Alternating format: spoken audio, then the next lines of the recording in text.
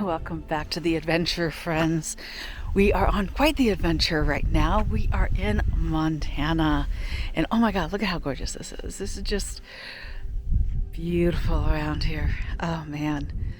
So what I'm doing here is I went on a road trip to visit some friends who live here. We're having Thanksgiving dinner tomorrow. And we decided to head out to the First Peoples Buffalo Jump State Park. And this is a state park that was used by the native peoples for centuries. And they would run herds of buffalo over a cliff. And of course, the buffalo jumped off, died at the bottom, and then the natives would harvest what they could. Absolutely fascinating story behind that, behind this park and the cultural landscape here. And really excited to explore this park a little bit more, take a few photos, show you around, and man, it's just stunning around here. Wow. Let's take a look.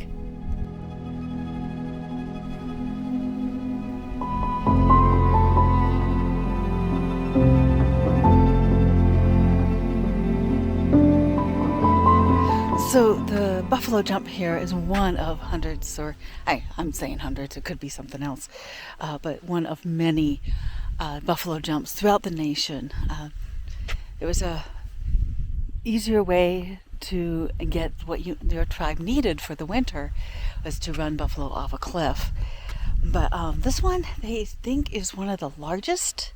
It's a mile long cliff that they would use, and they think it's one of the largest in the nation. So that's kind of interesting. And coming to the edge of the cliff now, and I really like this place. Even though it has kind of a dark history to it, for the buffalo at least, it's just thousands of years people use this. This is just really kind of cool. And I'm just enjoying the vista from here. Imagine this is the path that the bison would run. And they're often chased and followed by natives. And sometimes I'm reading the description. It says there's a buffalo runner that led the herd. I'm trying to imagine that. If anybody can figure that one out, please let me know. But look at this vista.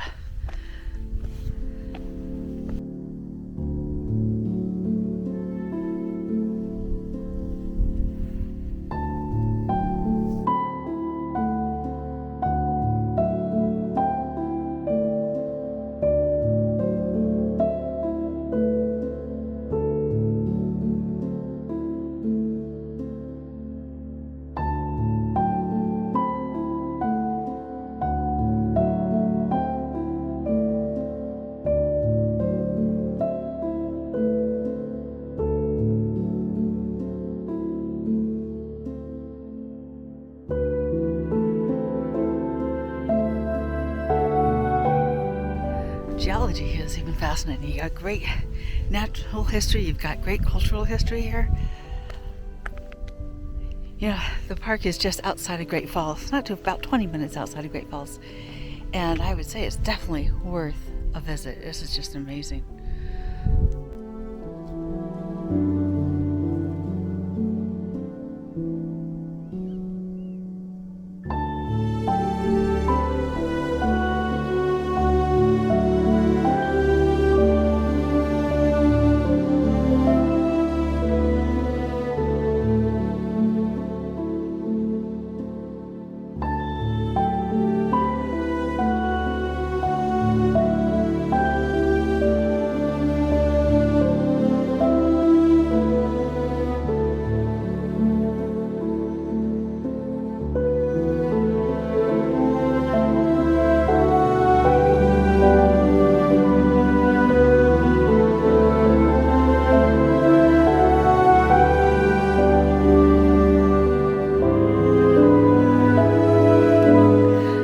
So since my friends are going to drive to the visitor center, I decided to put a little stretch in my legs and take a walk over there. It's not very far. It's right over there. Less than 3 miles. I think it's only like a mile. But so first I got to down the cliff. So luckily they have a nice trail with stairs and everything to get you down. And actually, I wouldn't call them really stairs. They're like managed steps that are made out of the stone. And this way we get some views of the cliff from down below. And I think that will be absolutely amazing.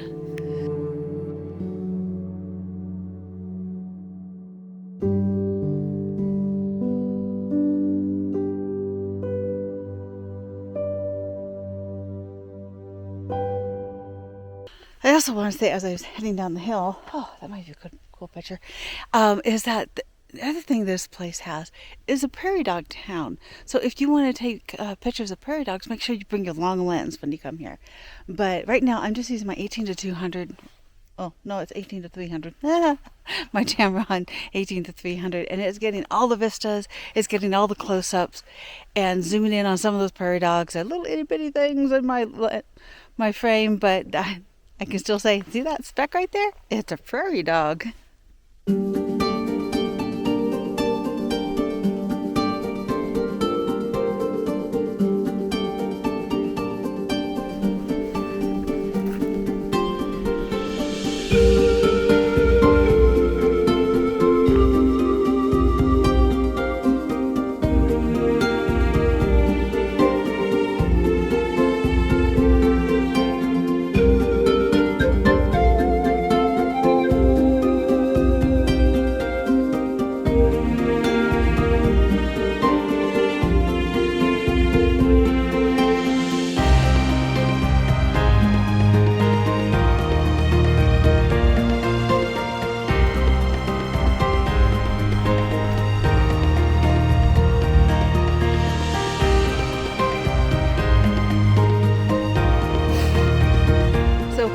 I was reading as I was doing a little bit of research on the state park is that the cliff is about a mile long where they would run the buffalo off, and there'd be natives up on top and down below.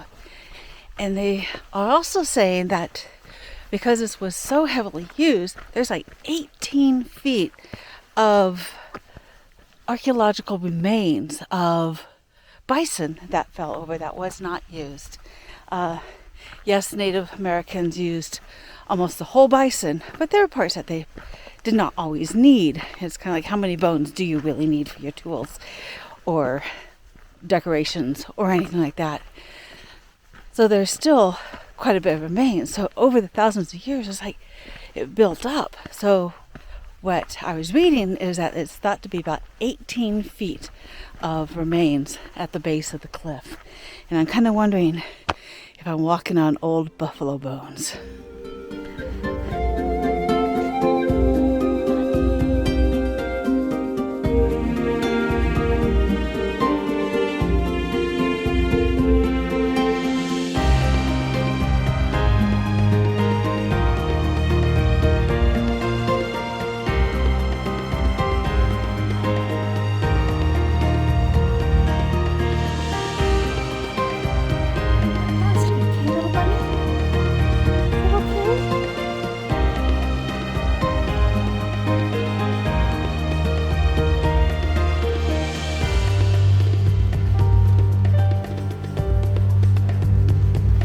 So I did want to share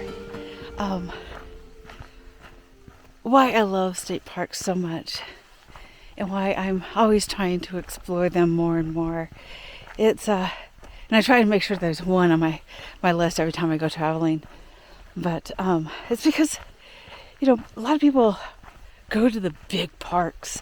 Right now, I mean, we're not too far from Glacier. We're half a day's drive from Yellowstone, and there's a gorgeous park here. And so far, I've only seen, besides me and my friends, 8 other people here. Oh my gosh, this is just freaking amazing around here. Beautiful, gorgeous vistas. You get some wildlife. You have a little hiking trail, and most of the people who go to the national parks don't hike that much anyways. So unless you're a really big hiker, this 3-mile hike may be all you can do. And it's just spectacular, and so many state parks are. There's so much to see, do, and photograph. And here we are at this wonderful park. I think it's about 1,400 acres, but absolutely gorgeous park. It's in the middle of winter.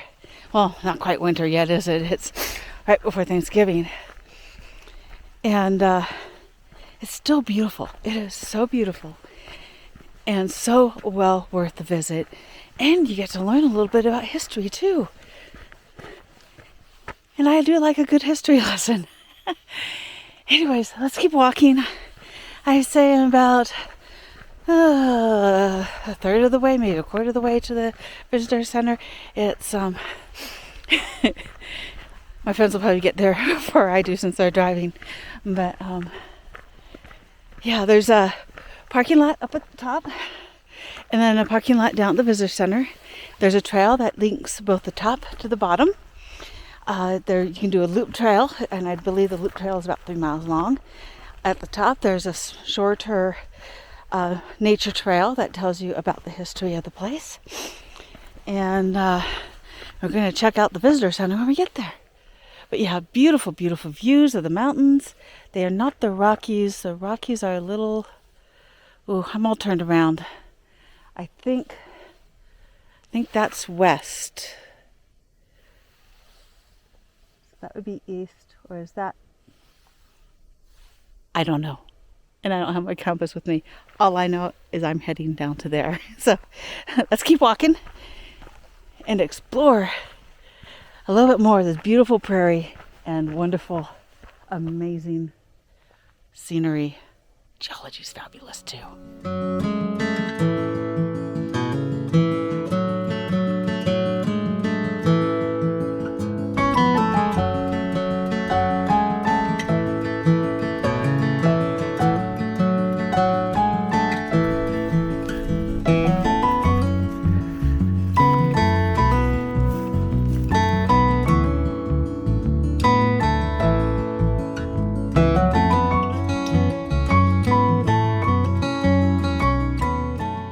Walking through right now, you can see it, is an area that they created, the park created, that is where you can learn how to play some of the Native American games that they would play in the hunting camps and in their own gathering areas and everything. And the traditional games, and looks like it could be kind of fun. There's like goals, and I think over behind me, if you can see it, drying racks for the bison meat. And then we also have structures of teepees up here around the visitor center. Where are we? Oh, anyways, they're up here. And so they've really put a lot of effort in to help create the lifestyle of Native Americans before even Lewis and Clark showed up. So thousands of years of harvesting and games and living, and before, yeah, wow, I don't know how far back it goes, but thousands and thousands of years. Let's go check out the visitor center.